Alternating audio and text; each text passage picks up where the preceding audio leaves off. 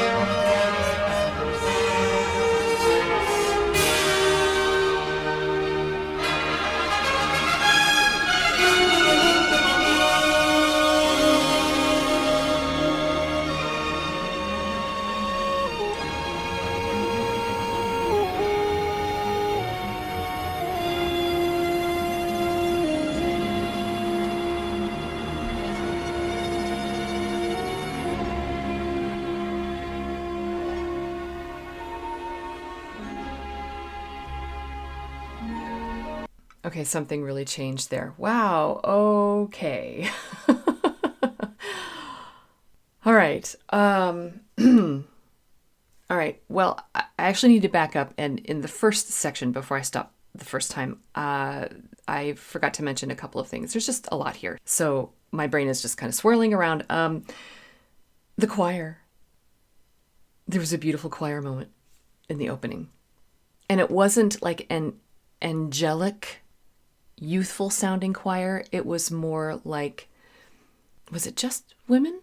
Maybe just sopranos and altos? I can't remember. I just remember hearing a lot of maturity, a more operatic sound, which is just a completely different color to use when integrating a choir into a composition like this. It's beautiful. But then I heard some interesting gestures.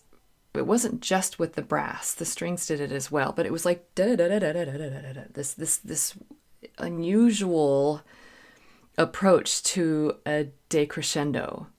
And it was almost like a rallentando, where it slowed down, but then sort of went to a new tempo right after that.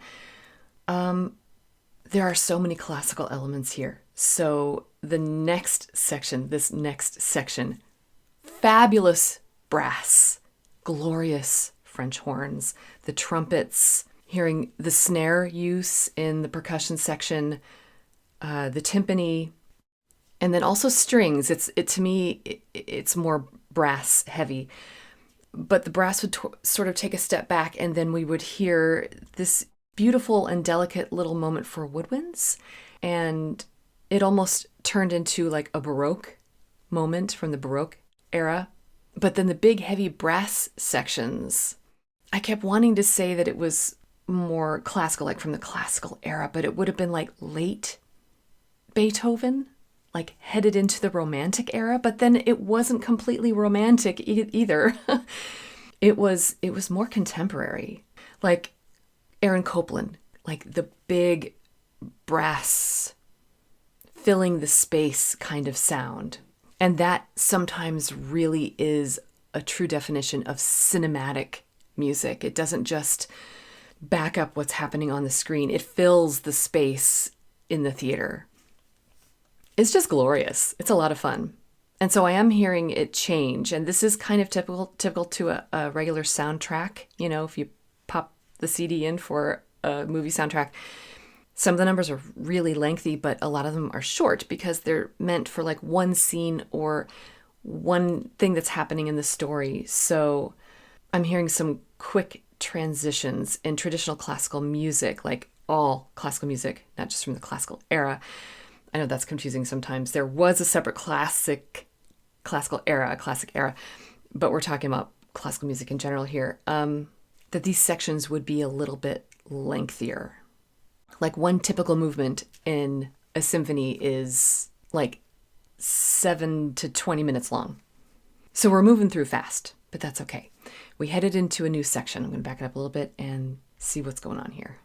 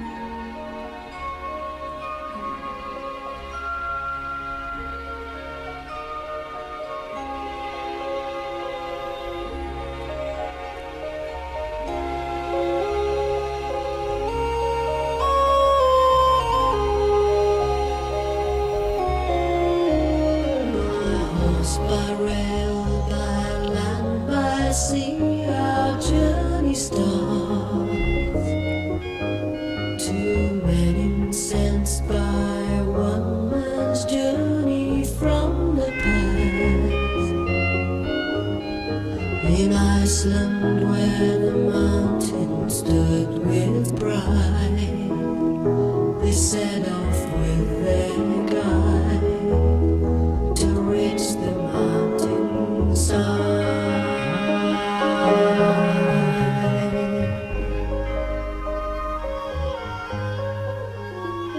Roped as one for safety through the long descent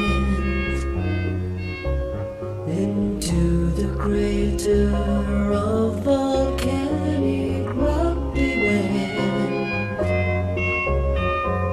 Look up from our telescopic lamp, one star for us to share. We continue on our prayer.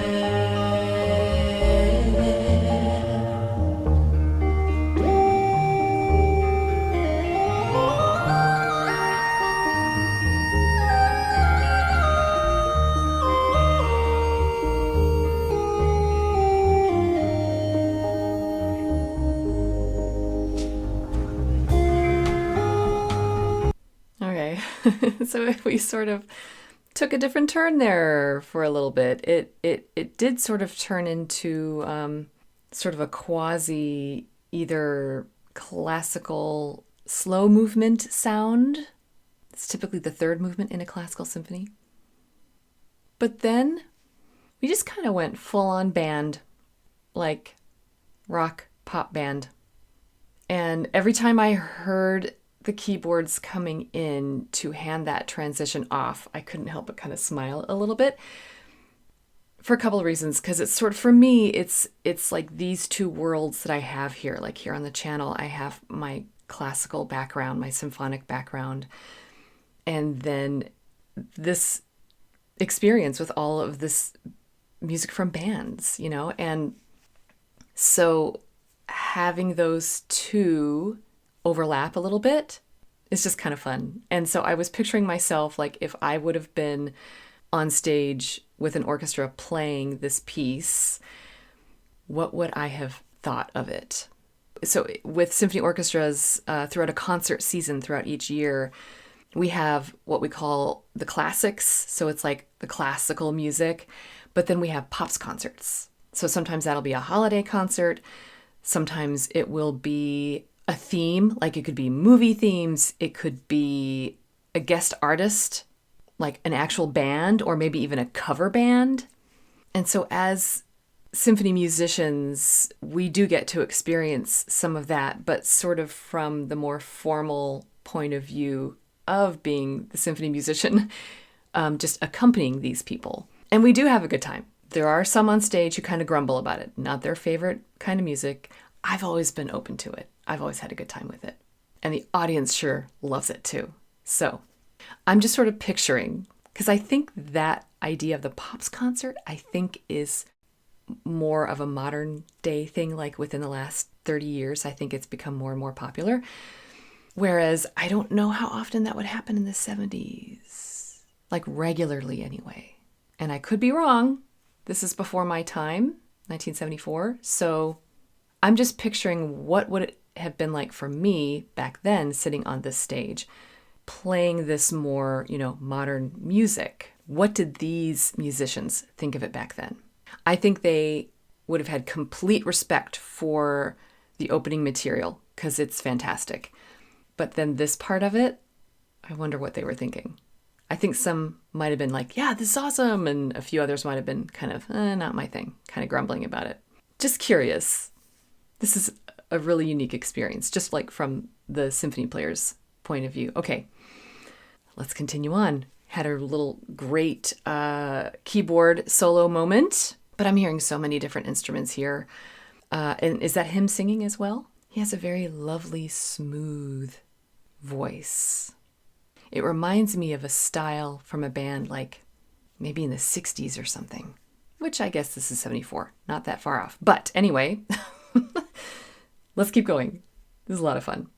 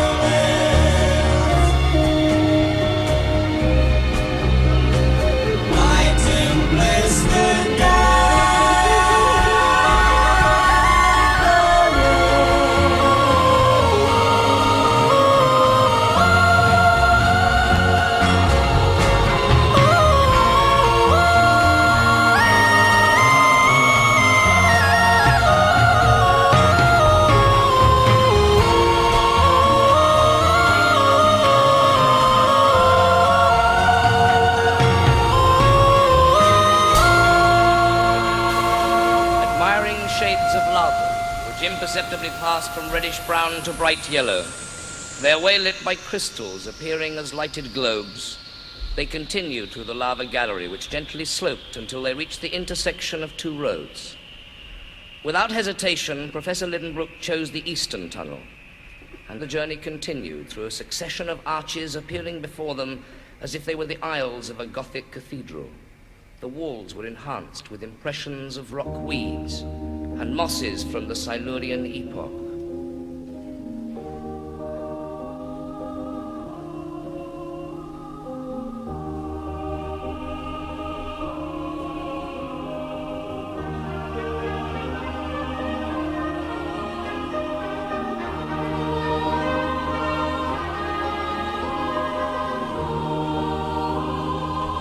Okay, some excitement is building here. That's really beautiful. This new part here is really beautiful.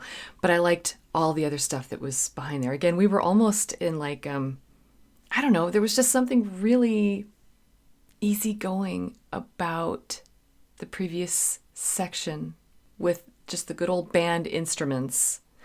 But at the same time, I heard a lot of the lyrics talking about like lava and rocks. I heard something about Iceland, I think. And so that's kind of an interesting interpretation there.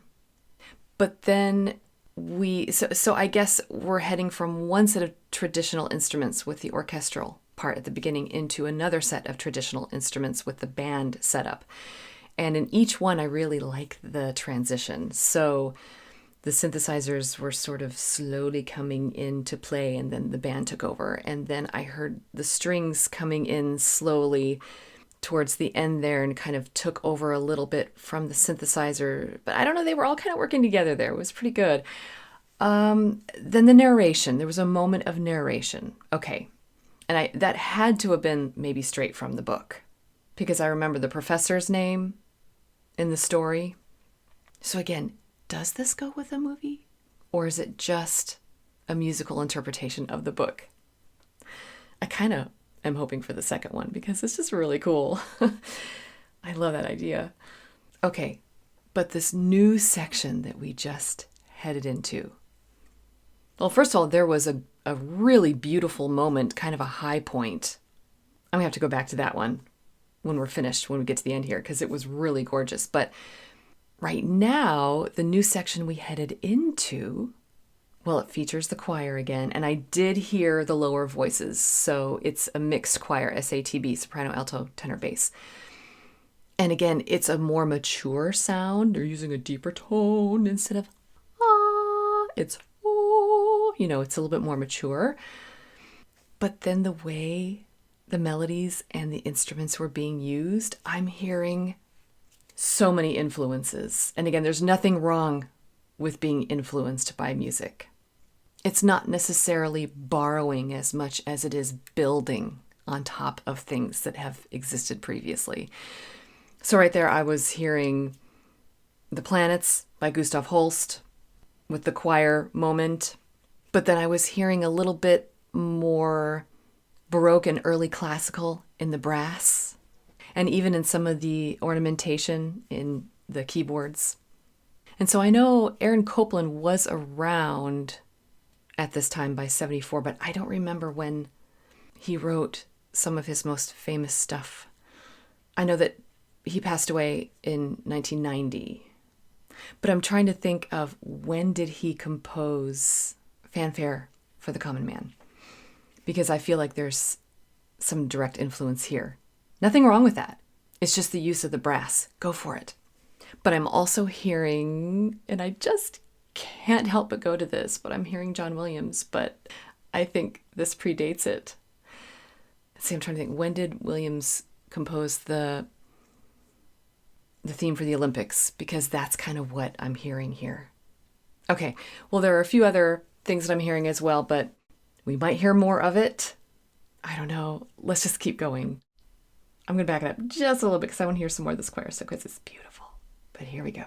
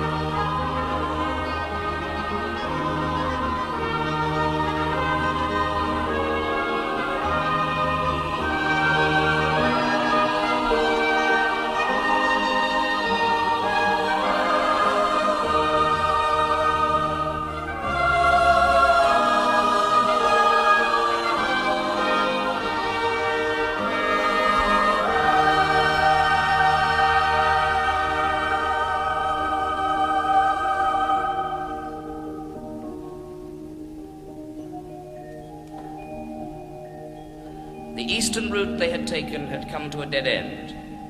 With 3 days' walk back to the fork to find Arne Saknussum's original route, they found their water rations were limited to 1 day. Knowing their only chance of finding water was on that route, they set off for the fork, and there finally they fell, almost lifeless, on the 3rd day. After sleep they continued down the other tunnel in their quest for water, and whilst searching on his own, Hans the guide heard the sound of water thundering behind a granite wall, and with a pickaxe attacked the wall so as to allow a stream of boiling water to enter and cool in their tunnel. Not only had they found life in the water, but they'd also found a flowing guide to the center of the earth. They called the stream the Hansbach.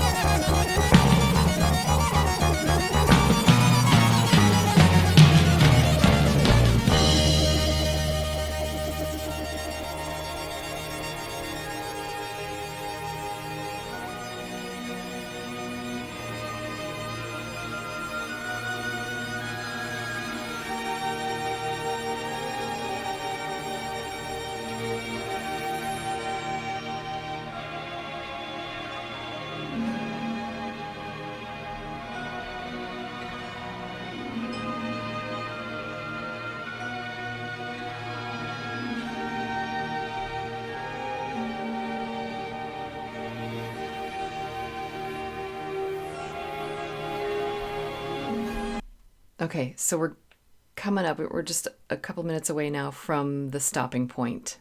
And again, I think this covers like the first 5 small tracks for this whole thing, because it's sort of segued a continuous work that's like over 20 minutes long, I think, at least for this first part, I think. I just looked at the track listing.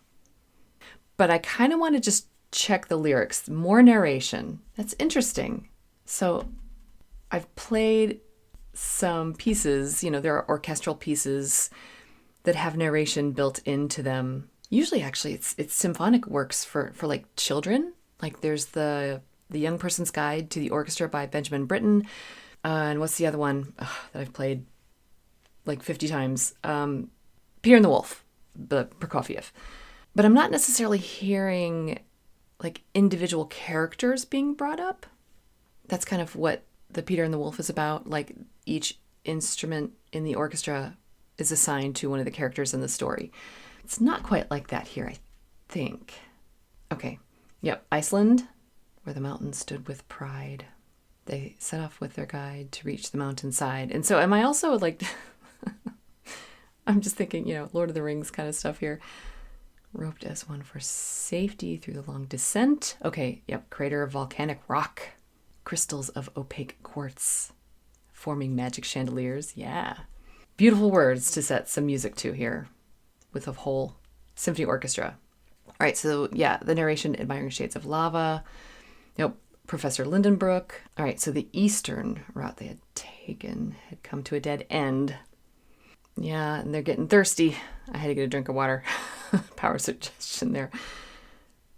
Stream of boiling water to enter and cool in their tunnel. Okay, so there is more narration coming up in verses that are going to be sung, but I'm not sure if we're going to get to those. They might happen later after our stopping point for this one, but I think I'm getting the right idea. This is sort of a cross between sci-fi and fantasy. Really cool stuff. All right, let's keep going. What's going to happen next?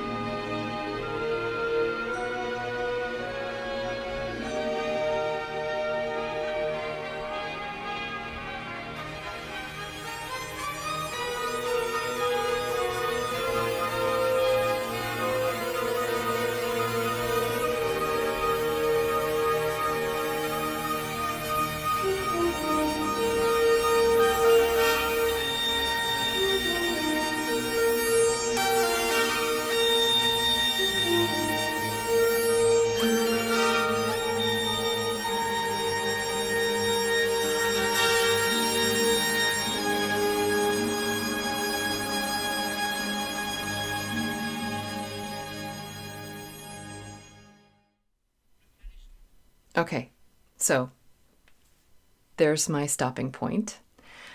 That was an interesting little section there. At first, it would seem like it wasn't that important per se, like not much was happening that was big and grand or new, but it was important because I heard returning material from the beginning. I heard the vibraphones that were happening at the beginning.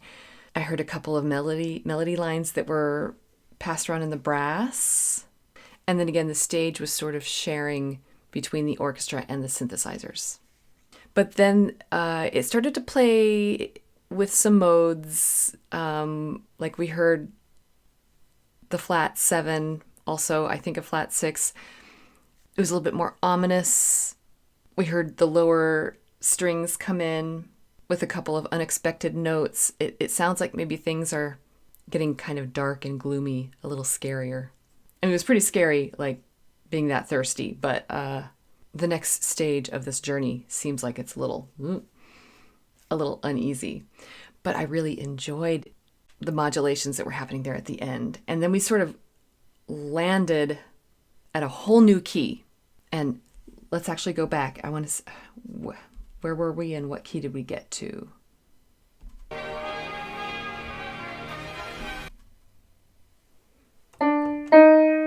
So I think we're around E flat major. Where do we go? We end up somewhere kind of weird.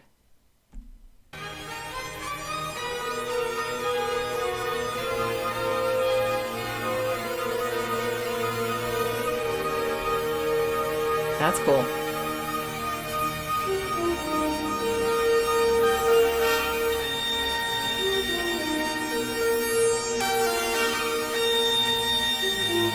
Ooh. Yeah, that bass note's even better. See, we keep descending down. Okay, there.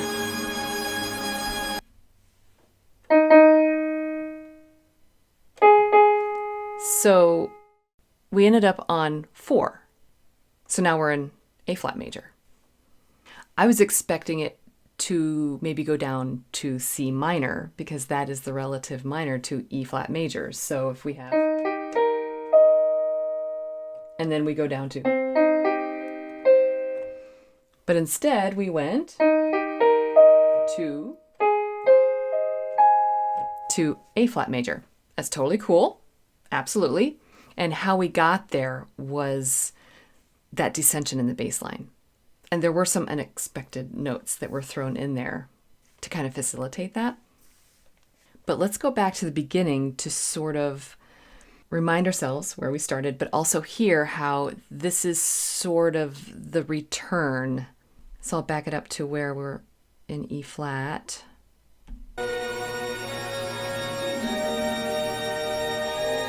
So you hear the vibraphone in there. Okay, so let's see if that's the way it was at the beginning. So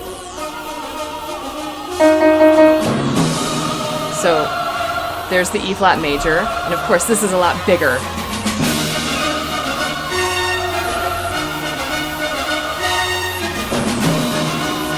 I love how you can hear the buzzing of the synthesizers.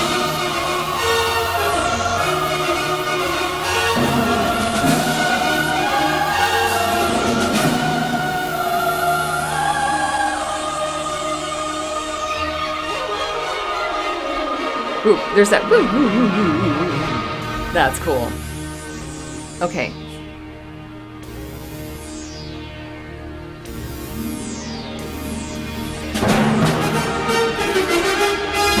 Okay. This is what I'm talking about. So that right there, where we finally got to, it was an awesome intro, right, though? I had to hear it again. With that really cool descending, that was really, really well orchestrated there. But where we got to is kind of what was being restated at the end, just a lot more quietly. And I do believe that this does quiet down here in a little bit as well, like when the vibraphone comes in. But I liked hearing that balance because up to that point, it was a little sporadic. But if you're telling a story, there are going to be different parts to the story, and so it's going to sound sporadic. But I liked how there was that return. All right, so let's go back and look at that cool dissension thing and what in the world is happening there. It's really neat.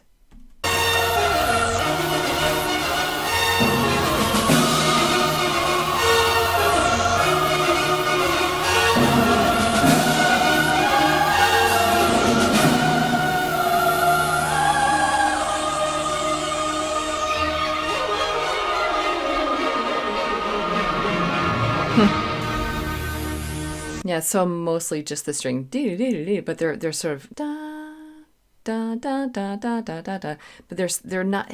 It's not a typical gesture you would see in a classical symphony. So it stood out to me.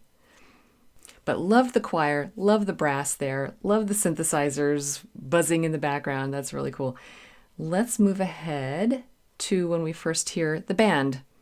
So this is sort of what I was wondering, is like, how is Rick Wakeman going to integrate his band music experience to the orchestral experience? There are transitions and integrations, but then it is kind of like orchestra, band, separate sections. That's okay, but it the orchestra does have to sit there for a minute or two and just listen to the band section. And likewise. Let's see if we can find one of those sections. In Iceland, where the mountains stood with pride, they set off with their guide to reach the mountain. There's so much innocence to this part. And prosperity. There. So that right there, that da-da-dum-bum, ba-da-da-da-da. So we heard that in the brass at the beginning, and then we heard it right there in the woodwinds. And then we also, that's kind of what we were hearing, but in the distance with brass at the end again. So that right there, that is a returning thematic moment. All right, but the vibe here with the band, it's so smooth and kind of happy and innocent. And so I don't remember exactly what happens to the characters in Journey to the Center of the Earth. So it could turn ugly at some point. But right here, we're still kind of prosperous, thinking positively. All right, I want to move ahead to a really beautiful orchestral moment. Let's see if I can find it. And that's one of the transitions. Hands it off. It's beautiful.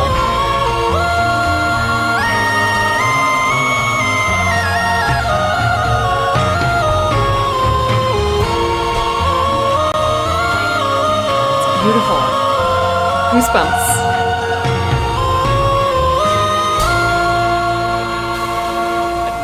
Shades of lava, which imperceptibly passed from reddish... Yeah, that's a gorgeous spot right there. So full of emotion and color.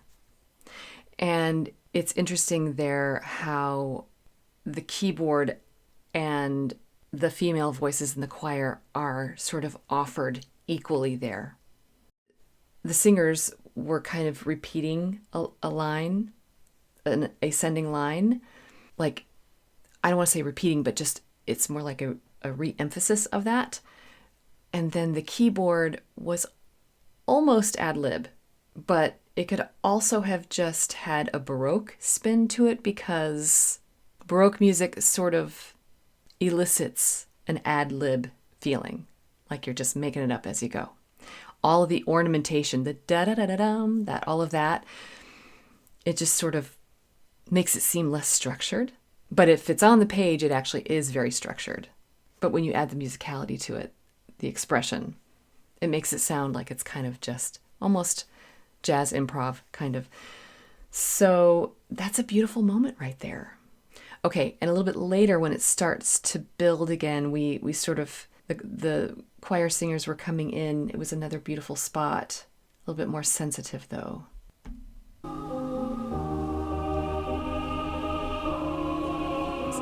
So that line right there is almost the that right there is almost a melodic line that you would hear in rock and roll music, but then the dum bum bum bum bum bum bum bum bum bum bum, that part with the brass, that's like full on Renaissance almost, like late Renaissance, like Monteverdi. It's beautiful. Let's hear it again. So again, it's one of these transitions here.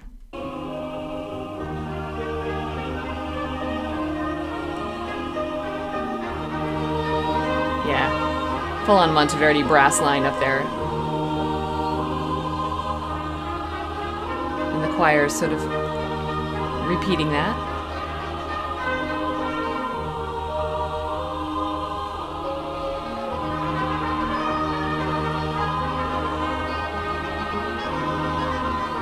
Okay, and I'm hearing the oboe in the background as well.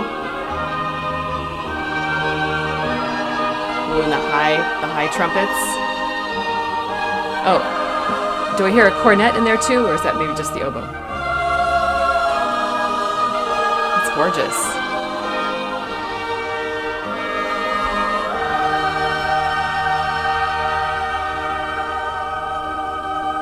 And interesting how that was an interesting thing there with the choir hanging on to that and then just like disappearing. And then we're left with this more minor sounding part here. Again, a little bit more ominous sounding. So then the way some of this was building and how big it was also giving me Respighi vibes, like Pines of Rome, Fountains of Rome. It's all really exciting music. And again, I'm not saying that he's borrowing or stealing. It's all just influences and it's all combining it together, but in a really smart way. This is a lot of fun. Okay, that was Journey to the Center of the Earth, the first part of it by Rick Wakeman. So, was it what I was expecting? Yes and no.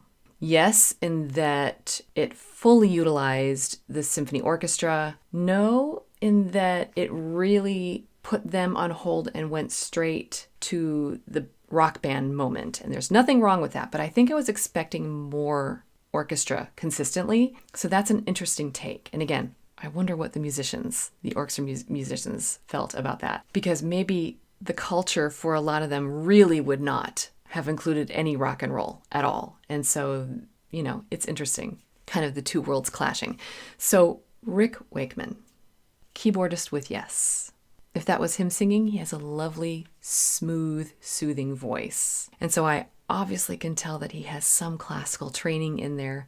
So did he do the entire arrangement? Is this all him, his composition and the assignment of the instruments, the instrumentation, the orchestration? So thoroughly enjoyed this.